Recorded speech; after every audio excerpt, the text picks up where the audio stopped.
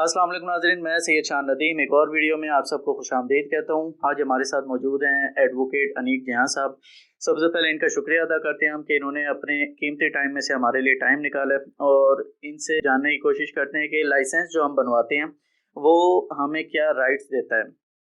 क्या लाइसेंस होते हुए हम वेपन जो है वो अपने साथ कैरी कर सकते हैं या नहीं कर सकते? क्या चेक पोस्ट पे जो चेकिंग होती है उसमें अगर वेपन निकल आए तो ये सारे सवालात जो हैं ये इनसे जानने की कोशिश करेंगे। अस्सलाम वालेकुम।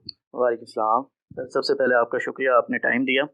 आपका ज़्यादा टाइम नहीं लूँगा, मुख्तसर हमें ये बताएं सबसे पहले कि ये जो दफ़ा 144 लगती है ये क्या चीज़ है? सर, पहले तो दफ़ा 140 को समझने के लिए आपने ये बात जाननी होगी कि ये दफ़ा 140 पाकिस्तान बनने से पहले लॉर्ड मैकॉले नाम का वाइसराय था। इसने लोगों की इनफरादी पर्सनल लाइफ में इंटरफेरेंस, मतलब उस वक़्त के दौर में ये चल रहा था कि उनकी पर्सनल लाइफ पे, यानी कि वो किसी जगह पे इज्तिमा मॉब इकट्ठा ना कर सकें।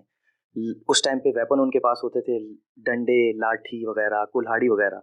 तो उस पे काबू करने के लिए हर बंदे की लाइफ को पर्सनल उसकी जो ज़िंदगी थी उसको काबू करने के लिए लॉर्ड मैकाले साहब ने ये दफ़ा 144 के नाम से कानून पास किया था। ये जो दफ़ा 144 लगती है और इसमें कहते हैं कि आप वेपन कैरी नहीं कर सकते, इसमें क्या कानून कहता है कि लाइसेंस जो हम बनवाते हैं उसके होते हुए भी हम वेपन कैरी नहीं कर सकते?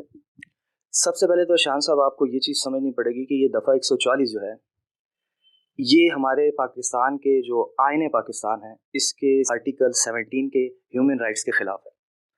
फिर international law of human rights article chartered 20 के तहत ये उसकी भी खिलाफ वर्जी है कि ह्यूमन राइट्स कहता है कि दफ़ा 140 का जो निफाज है वो आपकी पर्सनल लाइफ के ऊपर नहीं है।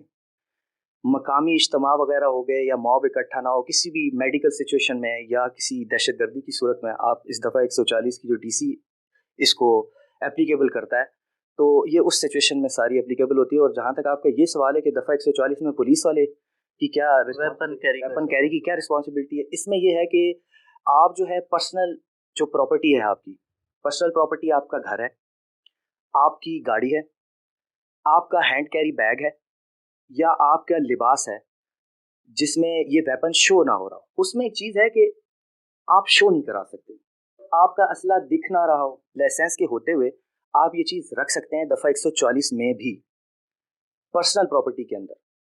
मैंने तो देखा है अक्सर जगह ये पुलिस वाले कहीं आपकी गाड़ी में वेपन पड़ा देखें तो आपको ले जाते हैं थाने के, भाई चलो एफआईआर है आप पे, आपने 144 लगी हुई है और वेपन जो है वो साथ रखा हुआ है।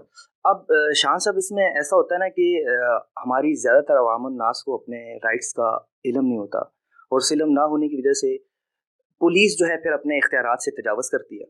और वो इख्तियारात से तजावज़ करने के साथ आपको मुख्तलिफ दफ़ात में, जैसे 13-20 65 की हो गई, जैसे डकैती का पर्चा हो गया आप पे, वो वैसे मुख्तलिफ दफ़ात के ज़ुमरे में उसको ले आती है। ठीक है, तो ये पुलिस वाले जो एफआईआर देते हैं ये किस कानून के तहत देते हैं? ये इसी कानून के तहत देते हैं ना, कि कहते हैं कि हमारे पास इसने अपना लाइसेंस शो नहीं किया।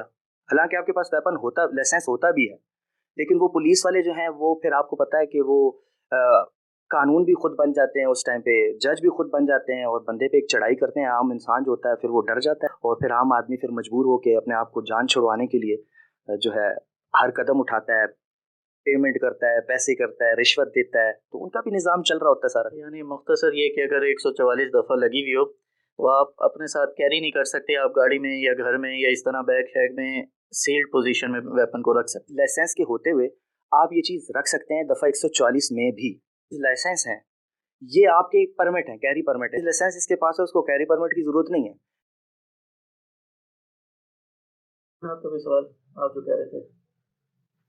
मेरा क्वेश्चन ये है कि दफ़ा 144 में अगर आपके पास वेपन है और ये बुक है या कार्ड है, अगर आपके पास कैरी परमिट नहीं है तो फिर इसकी दफ़ा 144 पे नाफिज नहीं होती। देखिए, मैंने आपको पहले भी बताया कि दफ़ा 144 का नफाज आपकी पर्सनल प्रॉपर्टी, आपकी पर्सनल इनफरादी तौर पे आपकी उसमें नहीं होती। ठीक है, ऐसे तो देखिए पर्सनल प्रॉपर्टी क्या है, आपका घर है, आपकी गाड़ी है, लेकिन उसमें एक चीज़ है कि आप शो नहीं करा सकते। मतलब आपका असला दिख ना रहा हो, शो ना हो रहा हो, तो आप उसे आप रख सकते हैं गाड़ी के अंदर, उसमें कोई हर्ज नहीं। लेकिन गाड़ी आपकी अपनी होनी चाहिए। पर्सनल प्रॉपर्टी हो, मतलब जो आपके साथ है, चाबी आपके पास है उसकी गाड़ी की, तो आपकी अपनी ही है समझी जाएगी। शो नहीं करा सकते जी, आप शो नहीं करा सकते। दफ़ा 144 में आप बिल्कुल शो नहीं करा सकते, उसके लिए परमिट होता है, परमिट है।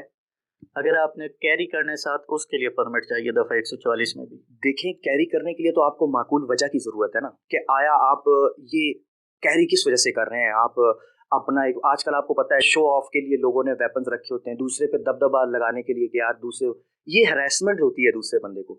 तो उसके लिए परमिट, माकूल वजह आप क्या दे सकते हैं? माकूल वजह ये हो सकती है कि भाई आप आया, आपकी जान को खतरा है, आपके पास पेमेंट वगैरह है, कैश वगैरह, या वकील हजरात को इस चीज़ में वो है, वो भी वकील हजरात। ये कैरी परमिट ये तो दफ़ा 144 में हमें चाहिए ना, आम दिनों में तो हमें इसकी भी ज़रूरत नहीं है। आम दिनों में ज़रूरत नहीं है, लेकिन आम दिनों में भी आप शो तो नहीं कर सकते ना, नुमाइश नहीं कर सकते असली। शो नहीं कर सकते, लेकिन वो जो उसका कवर होता है कंसील्ड कवर में, उसको उसके साथ तो कैरी कर सकते हैं। जी, आप उसके साथ कैरी कर सकते हैं। और कोई सवाल है आपका? सख्त सवाल? बस और कुछ नहीं। अभी तो आजकल तो ये डीसी और मिनिस्ट्री ऑफ इंटीरियर वजीर दाखिला, ये तो कैरी परमिट नहीं शो नहीं दे रहा है। मैं गया था डीसी ऑफिस कुछ दिनों पहले ना, उनसे मैंने कहा था कि भाई मुझे ट्रैवलिंग इश्यूज होते हैं, तो 144 दफ़ा लगी हुई है, उसके लिए मुझे कैरी परमिट चाहिए। उन्होंने मुझे आगे से ये रिप्लाई दिया था कि आपका जो लाइसेंस है ना, वो आपका कैरी परमिट है, आप उसके साथ उसको कैरी कर सकते हैं, लेकिन दफ़ा 144 में ये एक्स्ट्रा एडिशन है कि आप जो रेड जोन एरिया है उसमें नहीं जा सकते। उसके अलावा रेड जोन के अलावा आप वेपन को अपने साथ लाइसेंस होते हुए 144 में भी कैरी कर सकते हैं। शान भाई, एक तो लाइसेंस को समझें कि आप, एक है कि पीके के जैसे governor home secretary home department से ऑल पाकिस्तान का लाइसेंस बनता है, इस तरह इस्लामाबाद डीसी जो है पंजाब और इस्लामाबाद का लाइसेंस इशू करता है। जो डीसी लाइसेंस होते हैं या होम डिपार्टमेंट के लाइसेंस होते हैं, इनकी रिस्ट्रिक्शंस हैं। मतलब आप कैंट के एरिया में नहीं लेके जा सकते, आप रेड जोन के एरिया में हसास इदारों में या आप किसी गवर्नमेंट ऑफिस में आप उसको लेके जा सकते हैं, लेकिन इंटीरियर का जो लाइसेंस है आप उसमें आपको कैंट में भी लेके जाने की इजाज़त होती है। यानी ये चेक पोस्ट वगैरह पे गाड़ी में अगर वेपन हमारा पड़ा हुआ है और ये पुलिस वाले रोक के जो तंग करते हैं, लोगों को हरास करते हैं कि भाई ये वेपन आपने क्यों रखा हुआ है, दफ़ा 144 लगी हुई है, तो इसमें हम अपने दिफा में क्या कहें उन्हें? आप सबसे पहले तो देखिए, मैं आपको एक तरीक़ेकार होता है। तरीक़ेकार ये होता है कि सबसे पहले अगर आप लाइसेंस होल्डर हैं, आपकी पर्सनल प्रॉपर्टी में आपकी चीज़ पड़ी है और शो नहीं हो रही, तरीक़ेकार ये होता है कि आपने वेपन, सबसे पहले अपना आपने लाइसेंस देना है पुलिस वाले को। लाइसेंस देके आपने अपना पिस्टल खाली करना है, मतलब आपने मैगजीन निकाली, चेक किया, पिस्टल का चैम्बर मारा, खाली करके पिस्टल आपने उसको शो कराया। इससे ना आपका एक गुड इमेज जाता है पुलिस वाले के पास भी कि यार इसको लाइसेंस के बारे में मालूम है, इसको अपने राइट्स के बारे में पता है।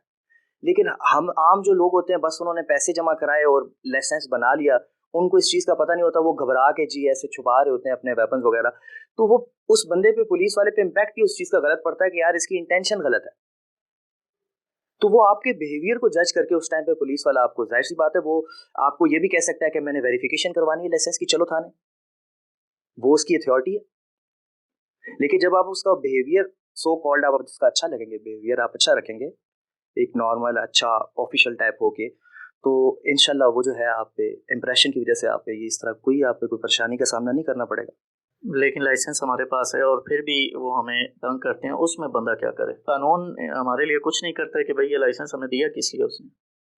वो आप एप्लीकेशन दे सकते हैं, कंप्लेन कर सकते हैं उस बंदे के, उसके आला अफसरान को आप एप्लीकेशन वगैरह दे सकते हैं कि इसने हमारा टाइम ज़ाया किया। तो अगर वो पुलिस वाला आपका टाइम ज़ाया करेगा, लाइसेंस है, आपको कोई सज़ा वगैरह तो कोई चीज़ नहीं होगी, कानूनी पेचीदगी में तो आपको नहीं डाल सकता, लेकिन यह है कि वो आपका टाइम वेस्ट कर सकता है। सेक्शन 144 का जो डीसी की तरफ से, इस्लामाबाद डीसी से जो नोटिफिकेशन है, वो मैं आप लोगों के साथ शेयर कर लेता हूँ। जो नोटिफिकेशन 2/6/2022 में डीसी इस्लामाबाद साहब ने किया है, और वो उसी हवाले से कि दफ़ा 144 के दरमियान वो वेपन जो है कंसील कैरी कर सकते हैं, लेकिन शोमेंट उसकी नहीं होगी, ये सारी उसमें नोटिफिकेशन में लिखा हुआ है।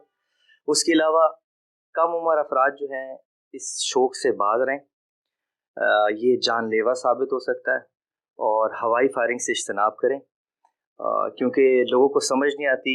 असल में मसला ये कि जो लाइसेंस होल्डर होते हैं, ये परमिट वगैरह, ये सारी इन चीज़ों की ज़रूरत ही इस वजह से पड़ती है कि लोग जो है इसका मिसयूज़ करना शुरू कर देते हैं। अब मिसयूज़ जैसे हवाई फायरिंग होगी, अब ये जब होल आसमान पे जाता है तो कहीं नीचे तो वापस आता होगा, और उसी प्रेशर से, उसी ग्रेविटेशनल फोर्स से ये वापस आता है, तो नुकसान पहुंचाता है। इसलिए आप लोगों से गुजारिश है कि आप जो है इस शौक से बाज रहें, और ये कानूनी जुर्म है, और बस। लाइसेंस हमें ये राइट्स देता है कि 144 में भी हम उसको गाड़ी में, डैशबोर्ड में या कहीं पे रख लें, पर्सनल प्रॉपर्टी के अंदर, वो शो ना हो रहा हो, किसी तरह सूरज शो चीज़ ना हो रही हो, कि मतलब आप उसमें शोमेंट ना हो किसी वेपन की, मतलब आपके साथ वाले को भी ना पता हो कि आपके पास वेपन है, ऐसे आप रख सकते हैं। बहुत शुक्रिया सर आपका, आपने टाइम दिया, आपका हमने बहुत ज़्यादा टाइम ले लिया। हम आपको कितने टाइम से बुला रहे थे, आप क्यों नहीं आते थे? देखिए शाह साहब, आपको पता है कभी हमारा जो वकील जो लोग होते हैं वो खाना बदोश लोग होते हैं। कभी एक कोर्ट से निकलते हैं दूसरे कोर्ट से तीसरे कोर्ट, फिर थोड़ा सा टाइम गुजरता है तो घुटनों में दर्द शुरू हो जाता है, और फिर आपको पता है बुजुर्गी है और एज काफ़ी हो गई है। तो फिर सर मैं नहीं टाइम आपका ज़्यादा लेता हूँ, मुझे अंदाज़ा हो गया। एडवोकेट अनीक जहाँ साहब हमारे साथ मौजूद थे, इन्होंने हमारी बड़ी रहनुमाई फरमाई है लाइसेंस के हवाले से और हमारे राइट्स के हवाले से। अगर कोई और भी आपका इससे रिलेटेड क्वेश्चन हो, आप हमें कमेंट्स में बता सकते हैं, हम इंशाल्लाह आपकी मज़ीद रहनुमाई फरमाएंगे। एक और वीडियो में आपके सामने फिर हाजिर होंगे एक नए टॉपिक के साथ। तब तक अपने मेज़बान सैयद शाह नदीम को इजाज़त दीजिए। अल्लाह हाफ़िज़।